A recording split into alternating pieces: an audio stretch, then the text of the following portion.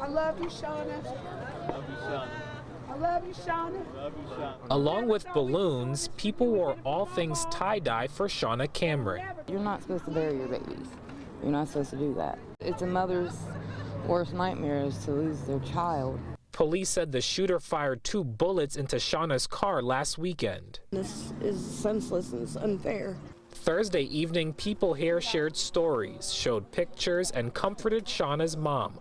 Earlier in the day, I sat down with Stacey Cameron to talk about what happened to her daughter. I know a lot of women who are personal friends who have lost children to gun violence, to overdose, to suicide, an innumerable amount of women I know. I never thought I would be on this side.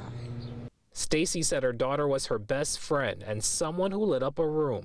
She said Shauna was full of life and loved to dance and sing. That was my baby.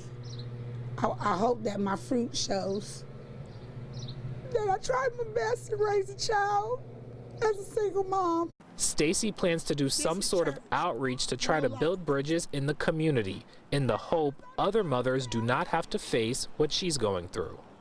I hope to see a community come together to try to minister to kids who are at risk, to go to the jails, to speak to the youth and tell them the truth of who they are instead of housing them in juvenile systems. Everybody's going through it.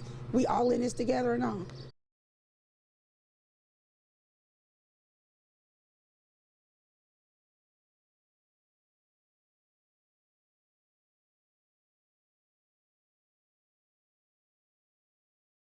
Once House Bill 99 has Governor DeWine's signature, districts will have to decide if they will take advantage of the lower requirements to allow guns on school grounds. Right now, adults need 700+ hours of training or 20 years in law enforcement. The new bill would drop the training to up to 24 hours with up to an additional 8 each year. We're very excited about the fact that our legislators made a good choice and worked together to pass House Bill 99.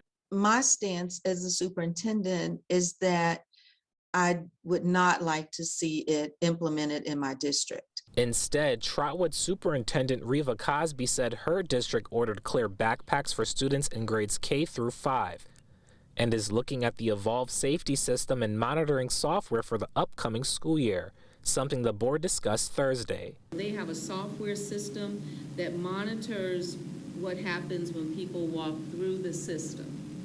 And as they walk through it, if someone comes in with something they shouldn't have, it will light up on the camera. But Cosby knows what works for one district might not be right for another. Each community is different, and there may be some communities that really believe it would make a positive difference. One of those communities, Mad River Local Schools. There's no way our police can respond in time to truly stop the event from happening. Most of the time when those first responders arrive, that event has already taken place and it's over with. So Superintendent Chad Wien supports having guns in schools.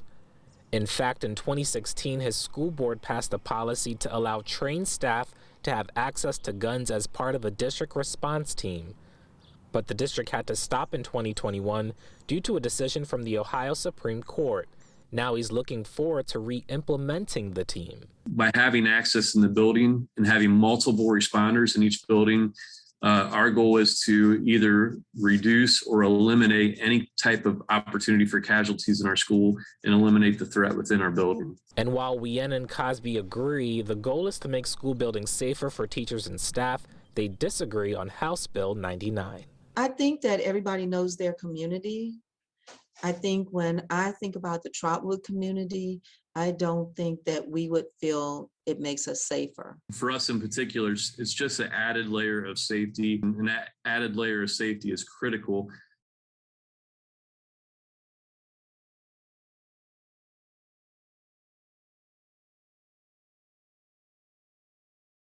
This AES Ohio bill shows a customer used 489 kilowatt hours of electricity last month.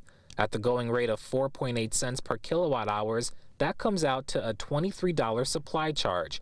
Under the rate hike of 10.9 cents, this person would be paying at least $53.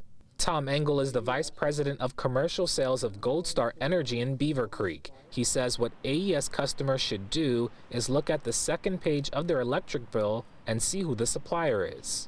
If it's with AES, that means whatever that cost that's showing, say it's saying 5 cents, that means 6 cents is going to be added because of the increase on June 1st.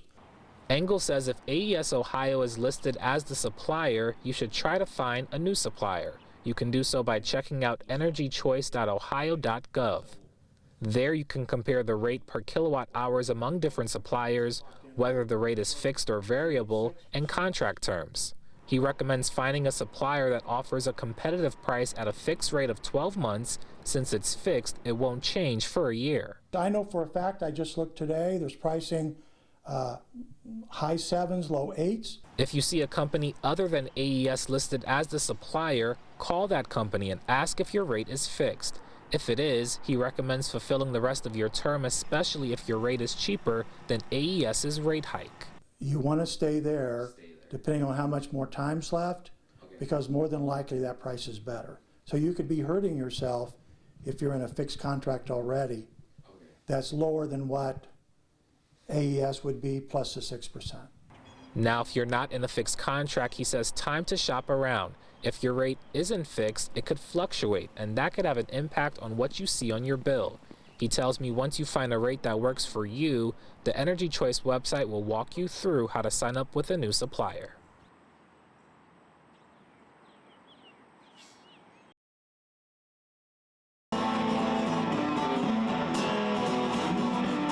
As we roll into the first weekend of June, we're here, we're queer, and we're gonna stay. Dayton's Pride events are in full swing. This is where we really can show our strength as a community, bring people together, and just celebrate who we are, really without fear. The celebrations come just a few days after the Ohio House passed a bill that would ban transgender girls and women from participating in high school and college athletics across the state. The bill's primary sponsor, State Representative Jenna Powell from Arcanum, said in a statement, "All these girls ask for is a fair shot and to be given the chance to play and win by the rules in the sports that they love. The opportunity is being ripped from them by biological males." Any legislation that tries to take the rights away from any individuals, it just goes against everything that we as Americans stand for. And back in April, lawmakers introduced a bill in the Ohio House that would prohibit instruction of sexual orientation or gender identity in some elementary school grade levels. When this was introduced, one of the primary sponsors tweeted that the curriculum about gender identity and sexuality has no place in K-3 classrooms, period. It really forces people to not be honest. You're expecting people to hide a part of themselves, that they shouldn't have to. Some say events like this one at Courthouse Square Friday are important so the LGBTQ+ community can make their voices heard on issues that matter to them. We're not choosing to be different.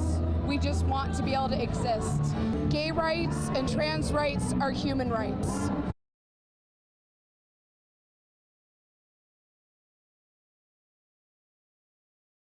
This crash is still sending shockwaves through Kenton Ridge High School and the community. It happened around 12:30 this afternoon. Northeastern Local School Superintendent Dr. John Cronauer told me he was at a superintendent student advisory group when he got the terrible news. The heartfelt loss going out to the family and our students for what they're going through right now and will be going through for a long time, that it's, again, just a tragic loss. Thursday night, students and staff came to the school to mourn.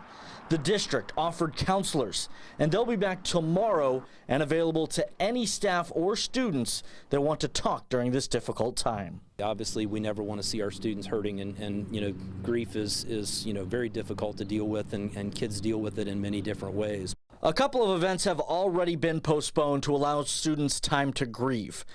Thursday night's sectional baseball game against Bell Fountain got pushed back to Saturday. The boys tennis award program scheduled for Thursday night will now be Monday. And it's up to track athletes whether they want to compete in the district track meet at Graham this weekend or not.